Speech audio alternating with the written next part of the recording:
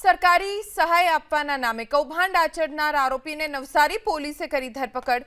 દશેરા ટેકરી વિસ્તારમાં રહેતા જય પટેલ નામના વ્યક્તિને આરોપીઓએ લોભામણી લાલચ આપી બેંકમાં ખાતું ખોલાવ્યું। બેંક ઓફ બરોડાની કોથમડી બ્રાન્ચમાં આરોપીઓ ફરિયાદીના આધાર કાર્ડ, પાન કાર્ડના આધારે બેંકમાં ખાતું ખોલાવ્યું। બાદમાં ફરિયાદીની જાણ બહાર 1,50,000ની લોન પણ લઈ લીધી। બેંકની નોટિસ આવ્યા પછી કૌભાંડની ખબર પડી।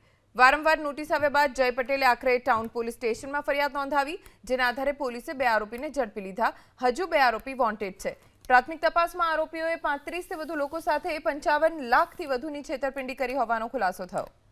આધાર કાર્ડ, પાન કાર્ડ ને એવું બેંકો કોઠમડી જઈને બેંક ઓફ બરોડામાં ખાતું ખોલાવ્યું ને પછી અમારા ખાતામાં બીજે દિવસે ખાતું ખોલાવીને લોન કરાવી એ અમને ખબર જ નથી। બીજે દિવસે 1.5 લાખ રૂપિયા જેટલા મેસેજ પડેલો તે પ્રકાશભાઈને અમે ફોન કરીને પૂછ્યું કે આપણે પ્રકાશભાઈ કે 1.5 લાખ રૂપિયા છે, આ હાના છે 1.5 લાખ રૂપિયા, 15,000નું તમે કીધેલું ને, તો એમ કે એ તો એમ કે એ મેં મારી રીતે એડજસ્ટ કરી લેવા એમ કે બેંક ઓફ બરોડામાં તમારે 1 રૂપિયો અંદર ભરવાનો છે નથી એમ કે।